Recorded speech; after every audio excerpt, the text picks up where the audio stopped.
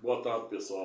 Para quem não me conhece, meu nome é Cláudio Sabino. Sou advogado constitucionalista e juiz filósofo cristão.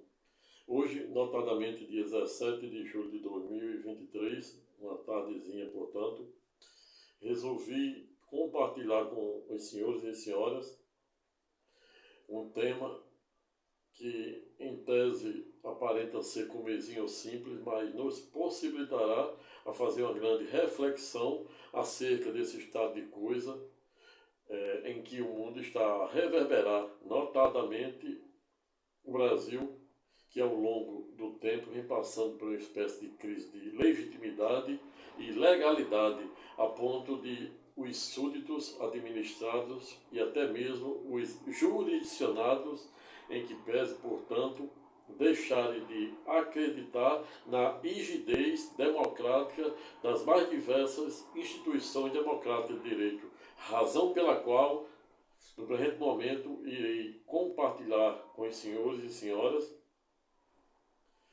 o tema, abre aspas, triste do poder que não pode governar e da tirania do mérito que não nos deixa calar, fecha aspas. Mas antes mesmo de adentrarmos diretamente no plano de fundo ou de mérito da presente temática, convido os senhores e as senhoras para se inscreverem no presente canal da Cidadania.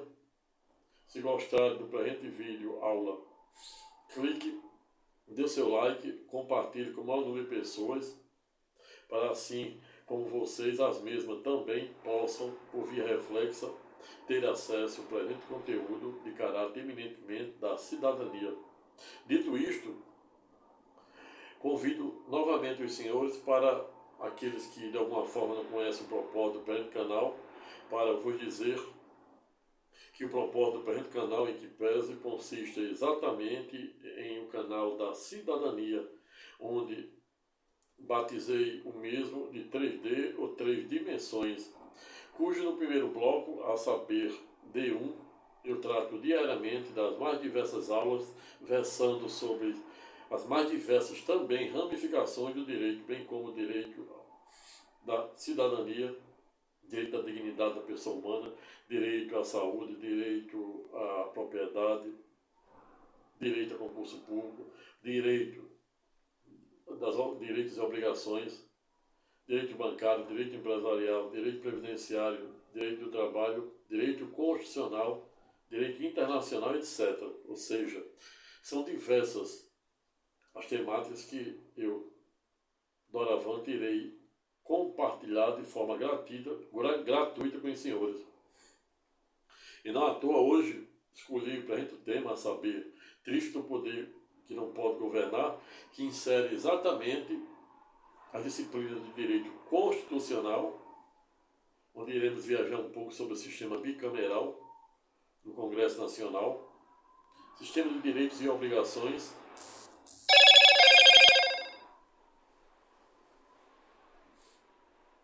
dentre diversos outros micro e macro sistemas democráticos que ao longo do tempo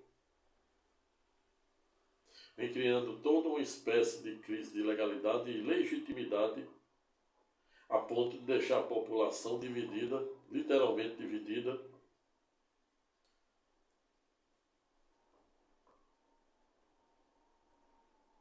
chegando até mesmo deixar de acreditar na rigidez das instituições democráticas de direito, razão pela qual o tino e o tirocínio da razão, no impar de tentativa de buscar resposta e explicação para apacentar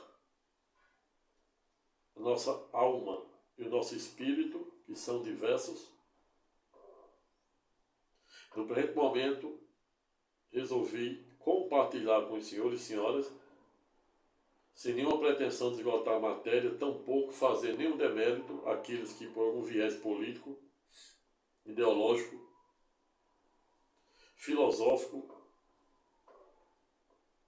e jurídico, ao revés, pense em sentido contrário, pois isso é democracia. Democracia nos dá o direito de forma legítima, repita-se, de forma legítima, se indignar. Jesus se indignara no templo quando pegaram o chicote e saíra, dando as mais diversas reprimendas nos fariseus que aquele tempo estavam blasfemando no templo, a ponto de dizer, e até mesmo de mandar que os mesmos derrubassem aquele templo, que eles haviam construído há expressivo 46 anos, que ele iria reconstruí-lo em apenas 3 dias. Ocorre que na época os fariseus não entenderam o verdadeiro espírito das palavras de Jesus. Quando Jesus falara para os fariseus, ordenara para os fariseus destruir aquele templo que eles haviam construído há expressivo 46 anos, em que pese, os fariseus não entenderam o verdadeiro espírito das palavras de Jesus, a ponto de dizer, a indagá-lo, como, Rabi, o Senhor está mandando destruirmos um templo que levamos expressivo 46 anos para construí-lo, e o Senhor está dizendo que irá reconstruí-lo em apenas 3 dias?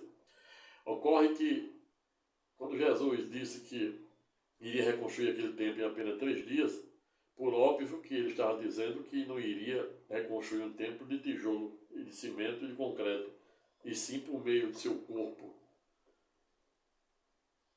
diante de sua inefável crucificação e ulterior ressurreição no 3º dia.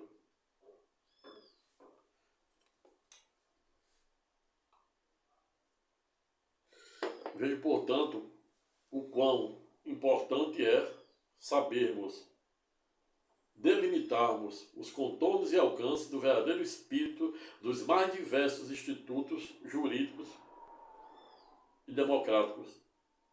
E esta é a razão pela qual já inicio em nossa primeira parte, a saber, a introdução, pois como já venho ensinando a Lures, como todo professor, bom professor, que pelo menos deve ser, todos os textos dissertativo, narrativo e, por que não dizer, literário, em que pese deve preceder, no mínimo, de antíntese, que é a parte introdutória, tese, que é a parte do fundamento, e síntese, que é a parte da conclusão. E já dou início à primeira parte, a saber, a introdução, no sentido de dizer que,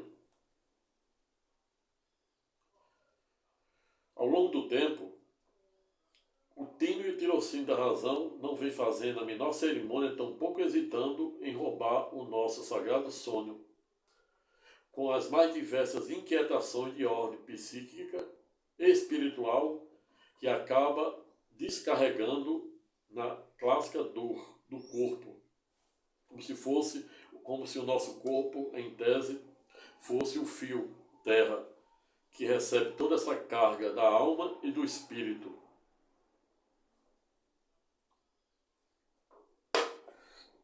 O fato é que, quando nos debruçamos diante ou ante os mais diversos sistemas democráticos, seja ele políticos, jurídicos, educacionais e profissionais, em ato contínuo, somos tomados por uma espécie de existencialismo material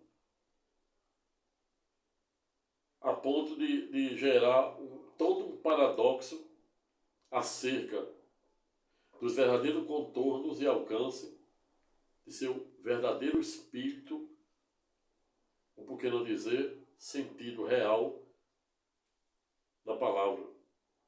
E é esta a razão pela qual começo dizendo e trazendo a colação ao presente estudo o tema a tirania do mérito, ou por que não dizer, triste do poder que não pode governar, e da tirania do mérito que não nos deixa calar diante de tanta irresignação, diante de tantas inquietações das mais diversas, ou seja, de ordem psíquicas, de ordem cosmológica ou espiritual, que acabam desaguando no corpo. Assim como toda água deságua nos córregos ou no mar, por via reflexa também, assim como todos os impostos correm na direção dos preços,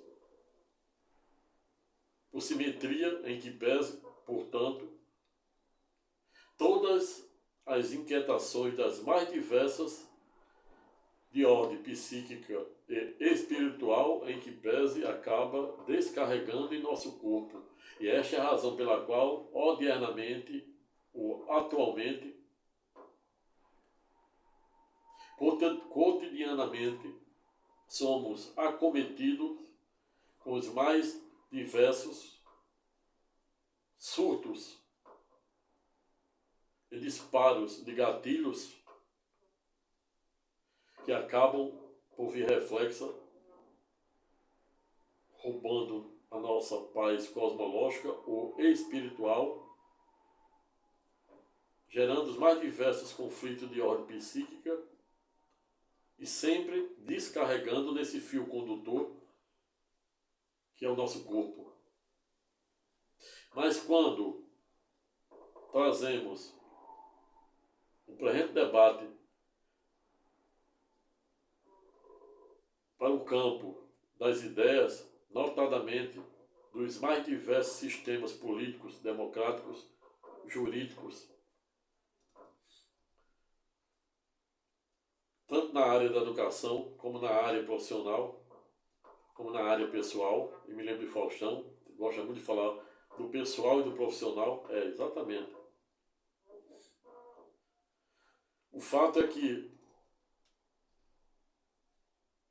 as causas, o arquer, sob o aspecto filosófico, são muitas, são infinitas, que não faz a menor cerimônia, tampouco hesita em roubar diariamente o nosso sagrado sono. Mas afinal, do que estou a falar? Explico, e como sempre, a resposta é de fácil alcance. Estou a falar exatamente dos mais diversos e complexos sistemas democráticos sob o viés político, jurídico, acadêmico, profissional e educacional, que fazem com que as pessoas odiernamente ou atualmente entrem numa crise de existencialismo, e por que não dizer, numa espécie de crise de legalidade e legitimidade a ponto de colocar em xeque a rigidez das instituições democráticas de direito representadas pelos três poderes. É exatamente disso que estou a falar. E é neste ponto que entra o nosso título de hoje, Triste do Poder que não pode governar.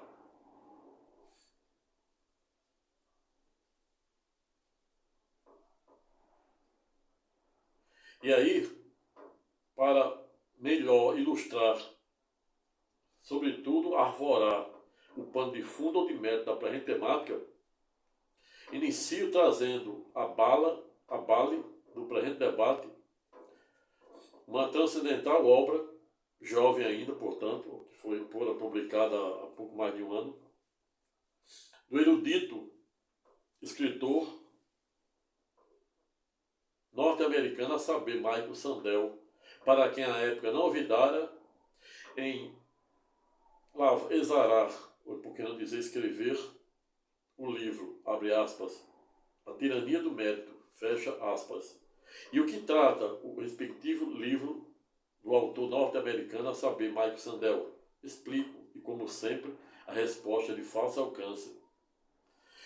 Michael Sandel, em sede do respectivo livro, inicia fazendo uma espécie de crítica construtiva ao modelo, notadamente, modelo democrático, notadamente norte-americano, que elegera o ex-presidente Trump, fazendo as mais diversas críticas que me reserva não me aprofundar muito no mérito, porque já fiz um vídeo específico, está postado aí nos dois canais, tanto no canal do Dr. Sabino como no presente canal, aqui apenas para ilustrar. Mas Max Sandel também, em sede de sua obra, a saber, A Tirania do Mérito, é pedagógico em nos ensinar existir também diversos problemas nas questões de cotas raciais das universidades norte-americanas, como também existe na nossa. Ele avança na sua obra A Tirania do Mérito, a ponto de dizer e de criticar também, por via reflexa, os mais diversos sistemas profissionais, a ponto de citar o futebol, onde se cria microsistemas para beneficiar um pequeno número, uma pequena minoria de jogadores de futebol, que não obstante jogarem assim como muitos, milhares de outros jogadores de times não tão famosos assim, acabam ganhando fortunas, milhões e milhões, em detrimento da maioria de outros jogadores, que ao revés e na contramão da razoabilidade, da proporcionalidade e, por que não dizer, do clássico princípio da isonomia formal, que consiste exatamente em tratar os iguais, tratar todos independentemente de cor, raça, credo religioso,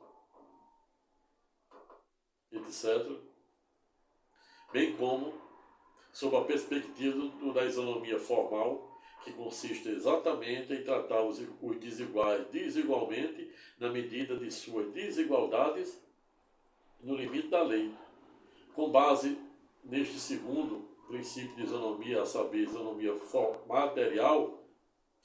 Em ato contínuo fora instituídas as classes políticas afirmativas, ou seja, políticas afirmativas com base nos direitos afirmativos, políticas de cotas raciais, tanto nos Estados Unidos como no Brasil, e aqui no Brasil, em que pese, podemos citar apenas a título de exemplo as cotas raciais para negro, pardo, índio e etc., deficiente físico, visual, etc. E a primeira crítica de caráter eminentemente construtiva que eu faço diante do contexto das supostas cotas utilizadas no Brasil é exatamente no sentido de um lado, existir, por exemplo, 20% de reserva de vaga para concurso público e de vagas também por simetria na universidade para negros, pardos, índios, sem nenhum demérito aos mesmos, pois isso eles não têm culpa e eles adquiriram o respectivo direito ao longo da história e deve ser ou ser literalmente reconhecido e valorado.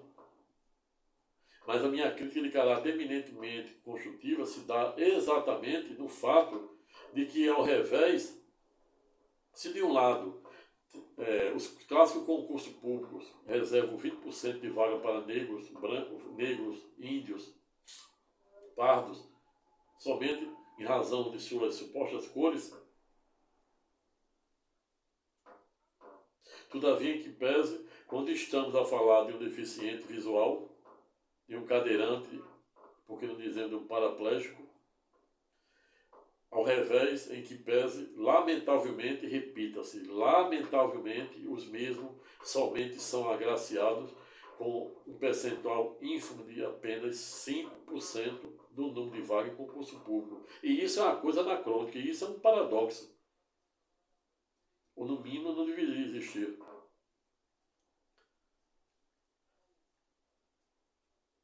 Mas o paradoxo do mérito não para por aí. Ele se espalha pelos mais diversos sistemas, micro e macro sistemas políticos, jurídicos, acadêmicos e etc.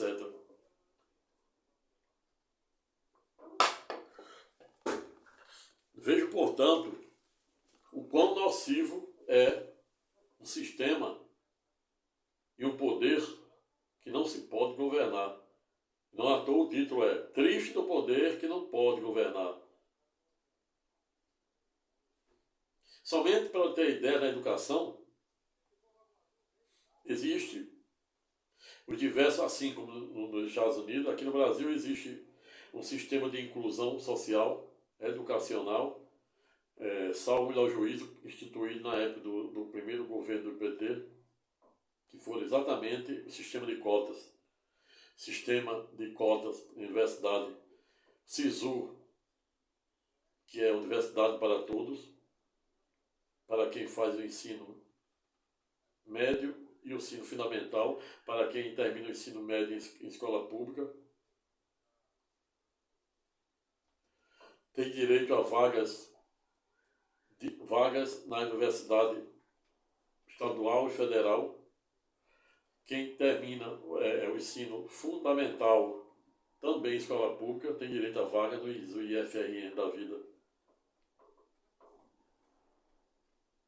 Quem, por via reflexa, não tem condições de pagar a universidade, não consegue passar no primeiro modelo, do SISU, tem a segunda opção, que é a Universidade para Todos, pela qual reserva 50% de bolsas para família que tem até um salário, renda de um salário mínimo e meio, e para quem tem renda até 3 salários mínimos, bolsa de 50%, e até 100% para quem tem renda familiar de até um salário mínimo e meio.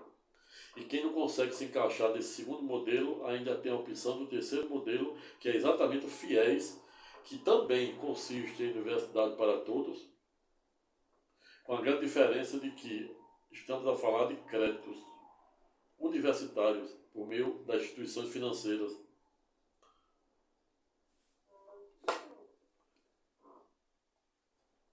Mas, ainda em sede da seara da educação, também observamos a clássica tirania do mérito quando observamos os mais diversos modelos acadêmicos. E semana passada eu tive aí a oportunidade de discorrer um pouco acerca do modelo dos cursos da grade curricular do curso de Direito realizado pelas mais de 2.755, e segundo o MEC, eu acho que já ultrapassou 1.800, segundo a última estatística que vi de ontem para hoje. Mas o fato é que o último número que eu tinha era 1.755 cursos de direito ofertando, instituições superiores ofertando o curso de direito no Brasil, contrapartida de 15 em Portugal.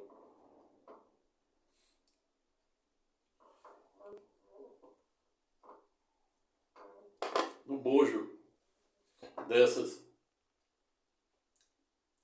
2.755 cursos ofertando curso de direito, existem os mais diversos paradoxos, como por exemplo os sistemas de ensino, que nossa Constituição, no artigo 205, diz que os graus 205 seguinte, 205 a 201, 209, diz que os graus mais elevados da educação, da arte,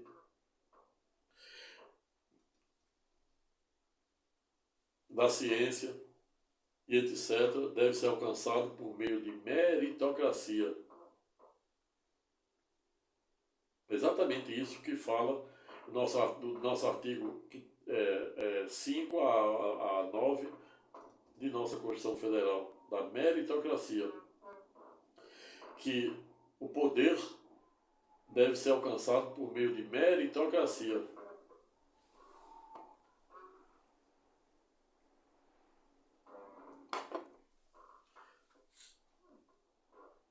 Ou seja, não obstante a Constituição ser pedagógica no sentido de dizer que os graus mais elevados de poder devem ser alcançados por meio da meritocracia, e não à toa meritocracia significa cracia de poder, de povo, e mérito. Por isso o nome meritocracia. É você chegar ao poder por meio de mérito. E quando a gente viaja ao nosso clássico artigo 37, caput da Carta da República, que trata exatamente dos princípios explícitos da nossa Constituição Federal, lá estão consignados de forma expressa o artigo da legalidade, da impessoalidade, da publicidade, da motivação, e aí está lá também no artigo 93, inciso 9, e da eficiência. Olha onde é que está, mais uma vez, a meritocracia e a eficiência. O fato é que, não obstante tudo isso, ao longo da história não vem sendo tarefa fácil delimitar os verdadeiros contornos e alcance deste poder que não se pode governar. A Constituição fala em meritocracia, mas na prática parece inexequível.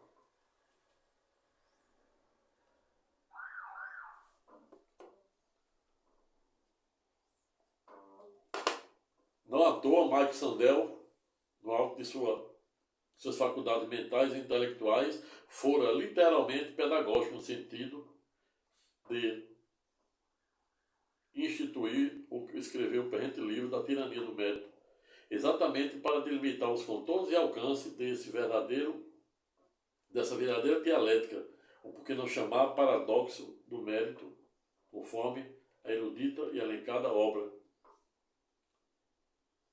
Mas a tirania do mérito, que produz um poder, um falso poder, que não se pode governar, se espalha por todos os micros e macrosistemas democráticos.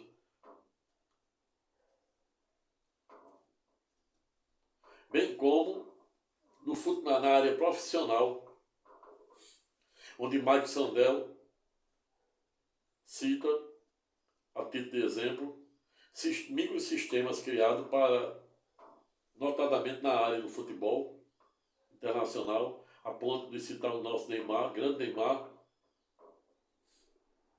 Messi, CR7, etc., que ganham milhões, sem nenhum demérito ao mesmo, em detrimento de outros milhões. Ele ganha milhões em detrimento de milhões que, ao revés, não obstante jogarem igual ou até melhor do que os respectivos jogadores, com efeito, não consegue ganhar, como por exemplo aqui o jogador de ABC América, que para receber um salário que sai de 5, 10 mil, olha lá se ganha, recebe atrasado. É aí onde entra a tirania do mérito. Microsistemas criados para beneficiar uma minoria em detrimento da maioria. E não à toa o livro de Mike Sandel é pedagógico, quando ele defende e ele enfatiza a questão do interesse comum. Pois na prática o que acontece é que são criados microsistemas para favorecer uma pequena minoria em detrimento da maioria, que sai de casa 3, 4 horas da manhã, nas mais diversas metrópoles brasileiras. Muitos pegam não sei quantos anos para chegar ao local de trabalho. As mulheres, notadamente, sofrendo os mais diversos tipos de constrangimentos, assédio moral, sexual, dentro dos metrôs, de trens, de ônibus, coletivos, literalmente lotados, para ganhar uma renda per capita que é representado, segundo o aspecto econômico, pelo salário mínimo, que hoje é R$ 1.302. E muitos que estão abaixo disso, que ganham Bolsa Família. E muitos que nem Bolsa Família ganham, como vive jogado aí nas Crocolândia da vida, em São Paulo. É exatamente disso que estou a falar, da tirania do mérito e de um poder que, não obstante a Constituição falar em meritocracia, não obstante o artigo 37 falar do princípio da legalidade, da legitimidade, da impessoalidade e da eficiência, mas na prática não se vê. Dados os dispositivos constitucionais, ser literalmente aplicado.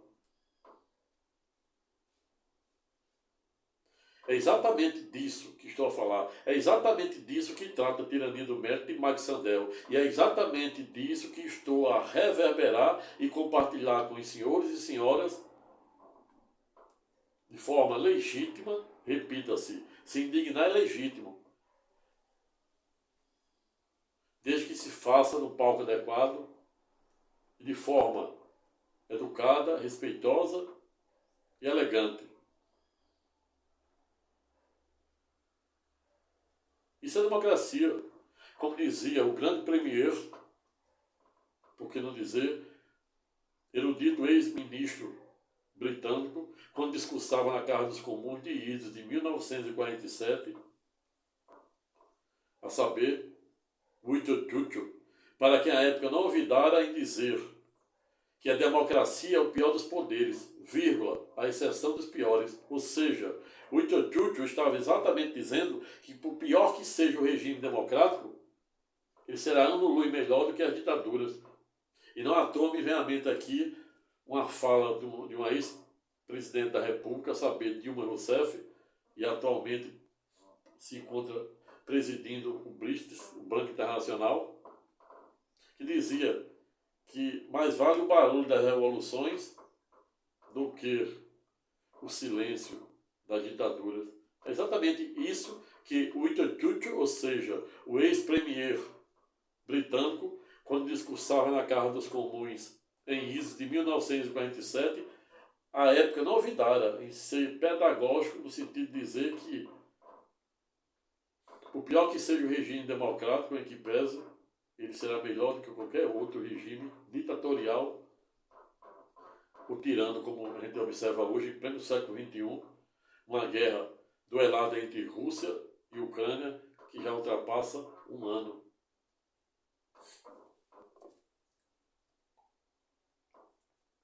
Exatamente porque as pessoas não têm mais o senso, o espírito de resiliência e empatia, porque não recorre ao maior ensinamento do maior mestre de tudo, a saber, Cristo Jesus. Quando o Sermão da Montanha, ele fora literalmente pedagógico em nos ensinar que devemos usar, conjugar o verbo esvaziar. Lembra da filgueira? A filgueira do trigo? Que Jesus é literalmente pedagógico quando diz que não, de nada serve um grão de trigo jogado no chão, se ele não se permitia se sepultar, e por sepultar se entendam. Somente quando o trigo se sepulta na terra é que ele brota o pão da vida. E nem somente de pão viverá o homem, mas de toda palavra que sai da boca de Deus.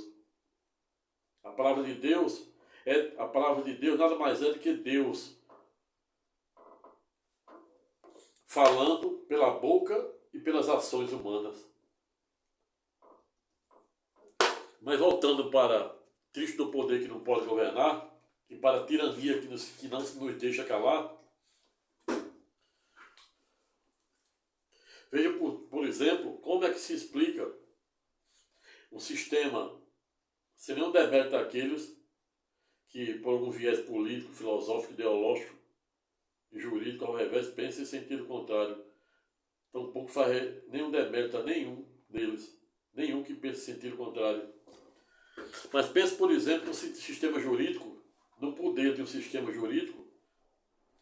O artigo 133 da Carta da República diz que o advogado é indispensável à administração da justiça, sendo inviolável por seus atos no exercício da profissão e no limite da lei. Veio a lei de abuso de autoridade referendar mais ainda, reafirmar mais ainda, dado o dispositivo constitucional, a saber, 133, otorgando o artigo 7º a lei, dentro da lei de abuso de autoridade.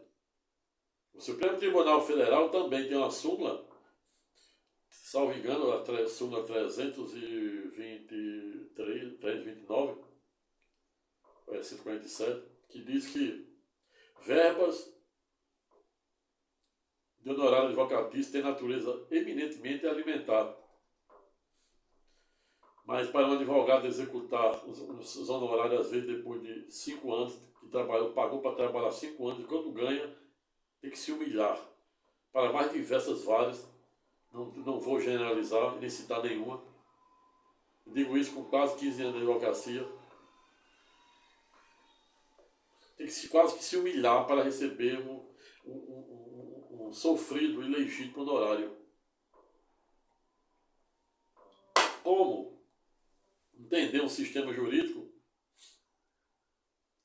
que o CPC de Fux, ou seja, de 2015, otorgou o artigo 9 e 10 ao novo CPC, que diz que nem um juiz, repita-se, nem um juiz, e por juiz se entenda, juiz, primeiro grau ou de piso, ou monocrático,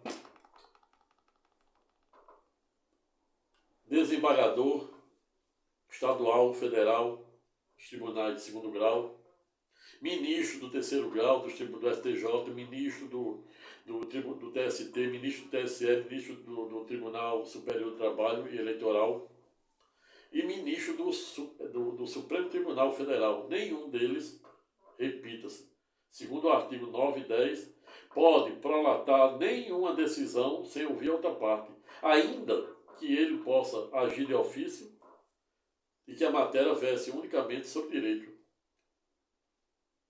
E aí você vai ver um paradoxo e a tirania do mérito. E por que o poder está no artigo 9 e 10. Está dando poder para o advogado, está dando poder para o juiz, está dando poder para você que está me ouvindo, jurisdicionado, não ter seu direito violado, mas na prática, o que eu venho observando, falo isso com base. Não estou aqui jogando palavras no vento, falo com base nos processos em que atuo. Não é em processo de terceiro, não. É em processo que eu tenho provas vivas dos processos em que venho atuando há quase 15 anos.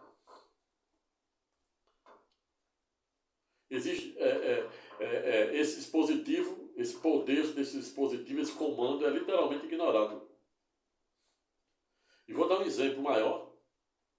Por exemplo, imagine você compra um carro financiado pelo banco, que não são poucas as pessoas.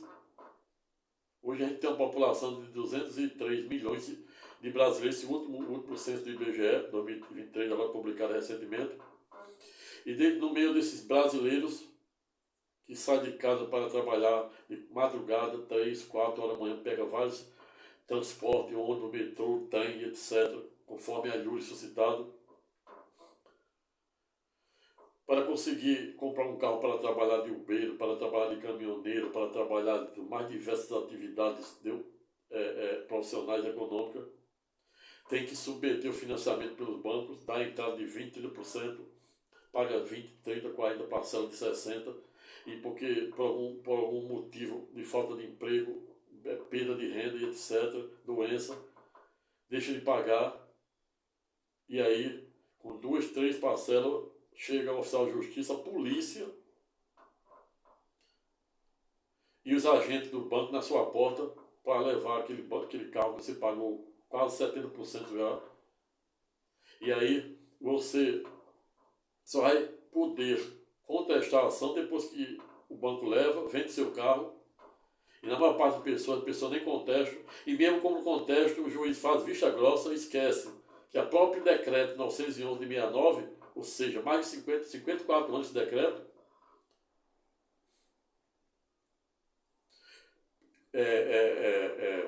alterado por a Lei 10.931 de 2004, alterado por diversas outras leis, até a última recente, 2022, é literal quando diz que o banco deve fazer a devida prestação de conta, ou seja, você pagou 70%, é fácil, aplica FIP quando o banco levou seu carro, faltava quanto? E tudo, e o juro dali para frente do contrato tem que sair tudo. É legítimo. Contrato de trato sucessivo. Mas na realidade o que acontece é que o juiz faz vista grossa, nem reconhece o direito de uma prestação de conta que você tem, deixa o banco vender o carro, mesmo você contestando, ainda deixa o banco vender seu carro, e você fica ipsilite, sujo nos bancos do SPC, Serasa, sem carro e com dívida. Olha aí, a tirania do médico. Olha aí, triste do poder que não pode governar. Há quem diga, os advogados dos bancos e muitos juízes vão fundamentar, numa única minuta que já tem lá, que serve para todo mundo, serve para deferir, indeferir, deferir todas as liminares de busca em série. É isso, tira dói na alma. O juiz defere em série com a mesma minuta, sem fundamentar, violando o artigo 489, parágrafo 1º, que diz que não decisão será fundamentada se não enfrentar toda a matéria. Aí há quem diga que o decreto, quando existe uma lei especial ou um rito especial, ele derroga qualquer outro, por mais especial que seja. Mas esse mesmo que diz isso, esquece que a lei, o decreto 911 de 69, que autoriza ou quem instituíra o clássico Instituto da Alienação Fiduciária, ao revés, ele não tem nenhum dispositivo que permita que o juiz defina liminar inaudita até a parte. Para quem não sabe, liminar inaudita até a parte é exatamente uma liminar sem ouvir a outra parte. E aí, fere e julga de morte o artigo 10 do novo CPC de 2015, que diz que nem o juiz, nem o grau de jurisdição em que pese, pode deferir nenhuma liminar inaudita até a parte, ou seja, sem ouvir a outra parte. Veja, portanto, que teratologia. Veja, portanto, que poder que temos no artigo 10, no artigo 489, parágrafo 1º, e que não podemos governar. Mas para além disso,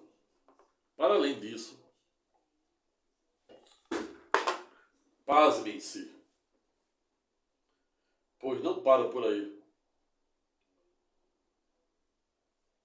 Em sede da dinâmica processual, existe também um clássico artigo, um clássico recurso chamado embargo de declaração, muito conhecido e muito utilizado pelos colegas advogados, inclusive eu, que ele serve exatamente para impugnar omissões, decisões teratológicas, conforme o artigo 489, parágrafo 1º, parágrafo inciso 6º, que a decisão, para além de ser fundamentada, ela deve ser analítica também. E aí você entra com embargo para corrigir exatamente essa violação ao artigo 489, parágrafo 1º e seguinte, do novo CPC, e mais uma vez é ipsilítis, ou seja, ignorado. Você entra com embargo existe uma impugnação específica criada também pelo STJ e pelo Supremo, referendada pelo Congresso Nacional, para o advogado fazer na instância de superposição ou extraordinária, pois o contraditório em que pese existe apenas sobre o modelo atual, o modelo jurídico processual atual, somente até segundo grau. Terceiro, STJ e Supremo, ali é só para a elite. Para julgar político, recurso de político, recursos em favor do poder político, econômico e jurídico, dos órgãos da renda pública.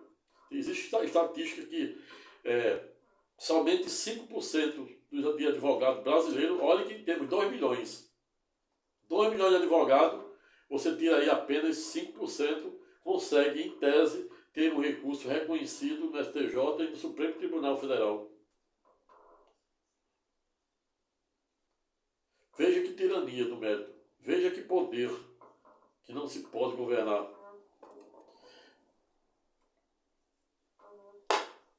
Existe também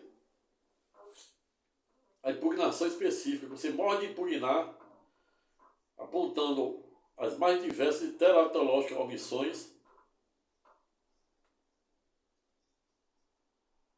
Entra com embargo e vem uma decisão mais omissa, mais contraditória do que a outra.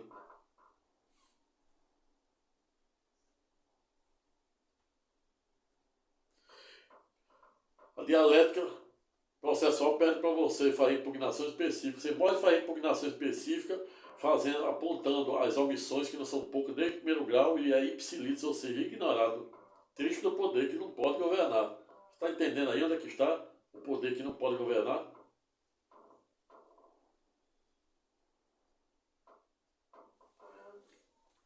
Veio, portanto, que somente no poder, na dialética processual, essa tirania do mérito, sobretudo o poder que não pode governar, salta aos olhos. Nada mais teratológico, mais supressor de direito do que as causas súmulas impeditivas de recursos. Súmula 182, súmula 456, 586 do STJ do Supremo, súmulas impeditivas de recurso, que impede que seu recurso seja literalmente conhecido. É um formalismo exacerbado que só serve para suprimir direitos,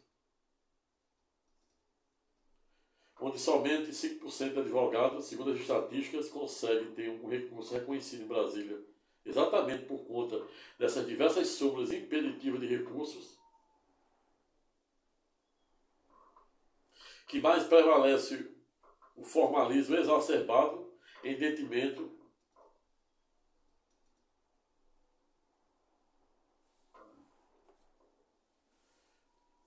da devida promoção da justiça. E esta razão, triste do poder que não pode governar.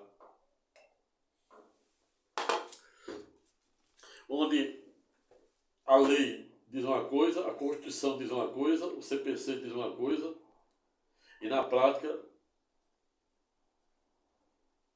se faz exatamente o oposto.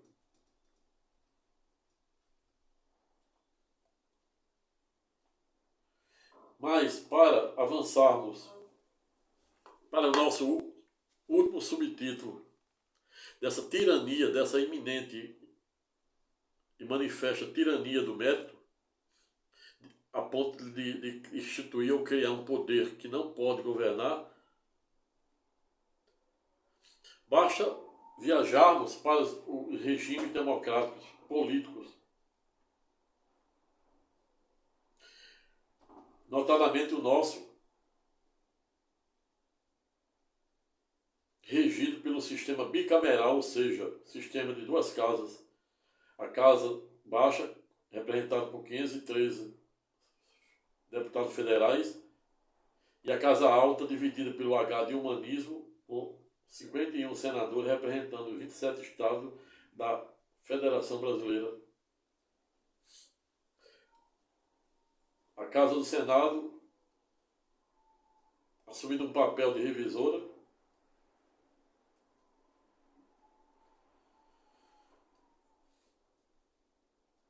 um centrão que, em tese,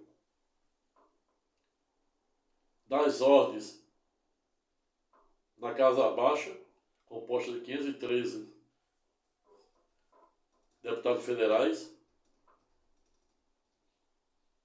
que faz com que o presidente seja eleito por mais de 50% dos votos válidos, e ao revés, ele no dia 1º de janeiro, não obstante ser chefe do Executivo Federal, ou seja, ser a maior autoridade do país, ser o presidente da República, ele é presidente e ele não tem o poder de governar, porque ele tem que dar uma espécie, negociar uma espécie de contraprestação com o Centrão.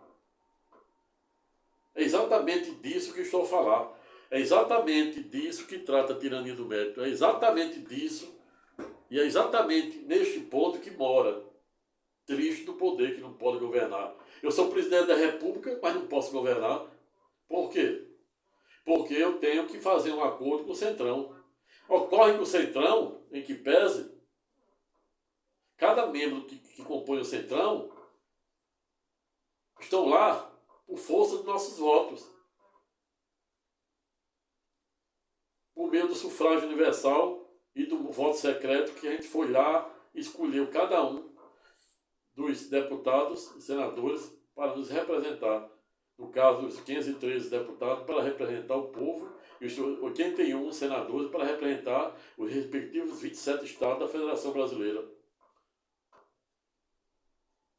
É exatamente aí onde mora a tirania do mérito, é exatamente aí onde mora o paradoxo, é exatamente aí onde mora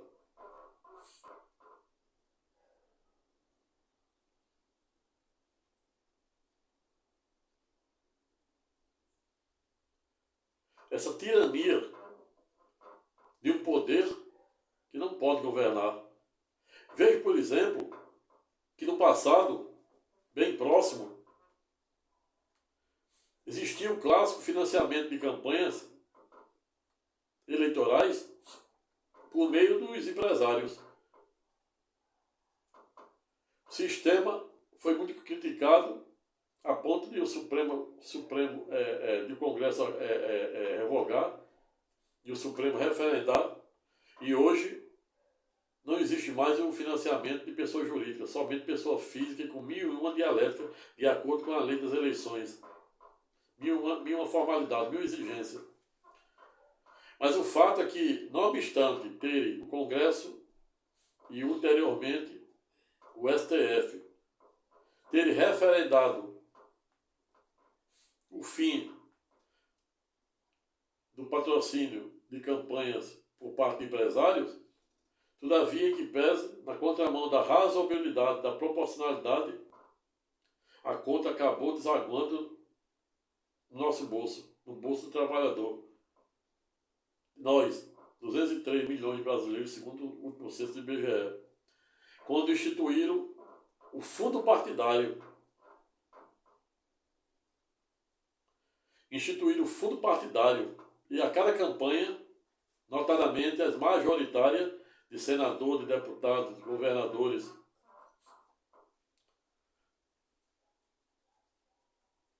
e de presidente da República, é depositado na conta do Banco do Brasil fortuna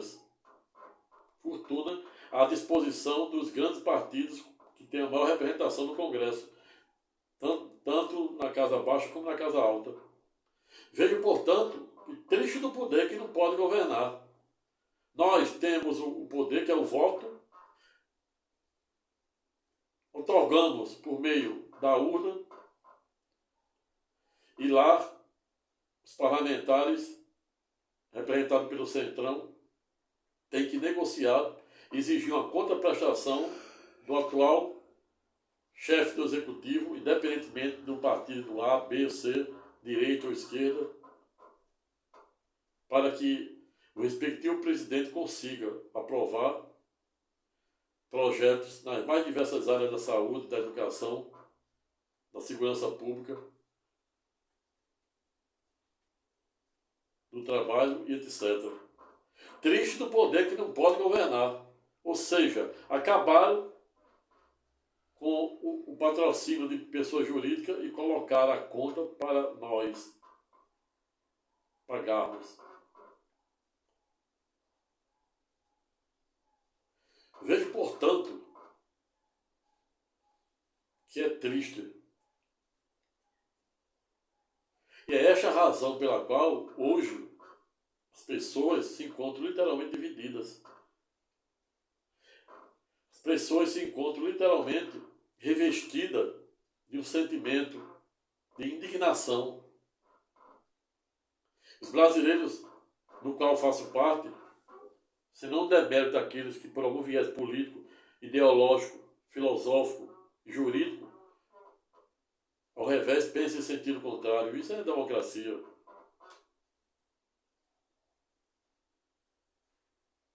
Desde que seja feito de forma respeitosa, educada e elegante.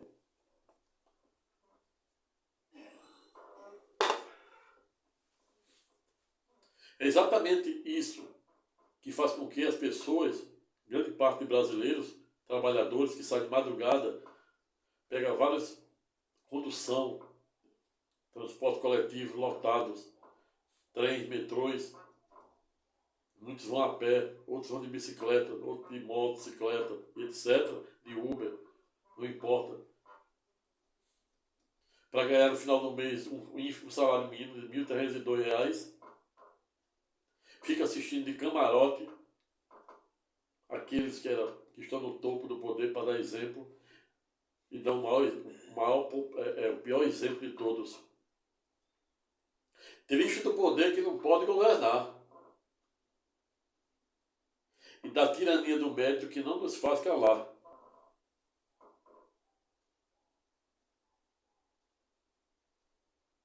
É exatamente em razão disso que a sociedade, que os brasileiros,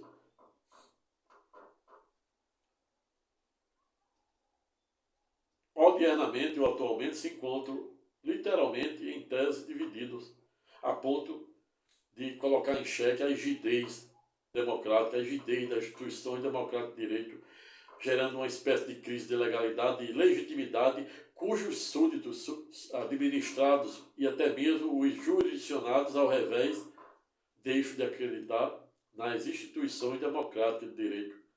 Triste do poder que não pode governar e da tirania do mérito que não nos faz calar.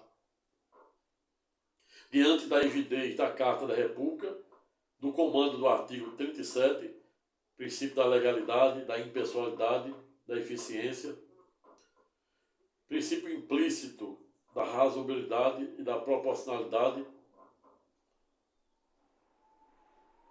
os mais diversos estatutos jurídicos do CPC, artigo 9 e 10, diz que nenhum juiz pode deferir,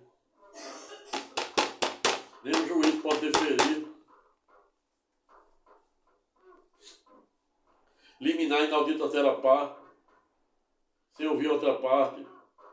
Nenhuma decisão tem que ser muito bem fundamentada. Artigo 489, inciso 1.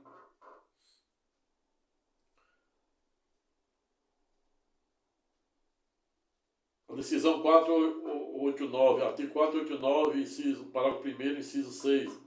Toda decisão tem que ser analítica, tem que enfrentar todas as questões de fato, direito. Mas na prática, não é bem assim. É por isso que muitos constituintes, você que está me ouvindo, às vezes coloca a culpa em seu advogado, porque não ganha determinada causa. Mas na verdade a culpa não é do seu advogado, é porque ele enfrenta um sistema cujo formalismo é exacerbado, que não permite, por exemplo, que você reveja uma decisão, mesmo existindo o legítimo recurso do embargo e o advogado apontando todas as omissões, mesmo existindo um artigo 10 que diz que o juiz não pode deferir, liminar inaudita altera par, leva seu carro e fica por isso mesmo, não garante nem a prestação de contas.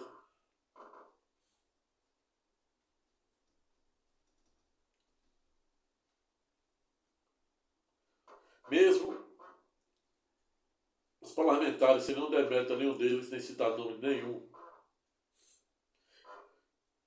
sendo nosso funcionário, por meio da outorga, nosso voto, no sufrágio universal, ao invés de fazer a vontade do povo, deixo a soberba subir para a cabeça,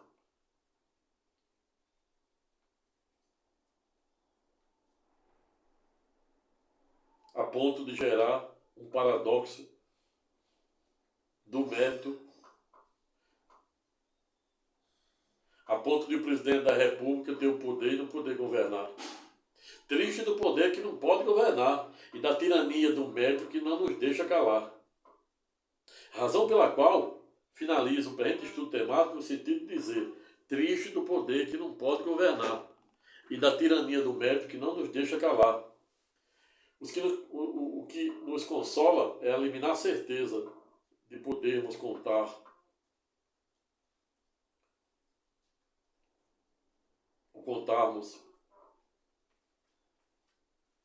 com a boa-fé de muitos homens que estão no poder,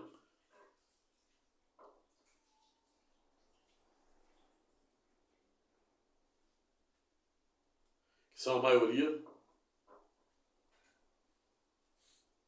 para podermos compartilhar ou compartilharmos toda essa indignação revestida nesta iminente crise de legalidade e legitimidade em que o Brasil está a passar.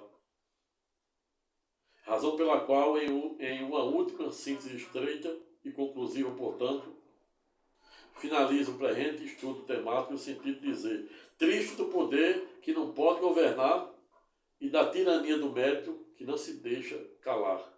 Obrigado. Até a próxima. Espero que tenham gostado. Se gostaram, se inscrevam no canal, compartilhem o presente vídeo com mais número de pessoas, dê o seu like. Se sentir à vontade, faça seu comentário de forma educada, respeitosa e elegante. Agindo assim, o difícil é errar. Obrigado para os senhores e senhoras. Até a próxima e fique com Deus.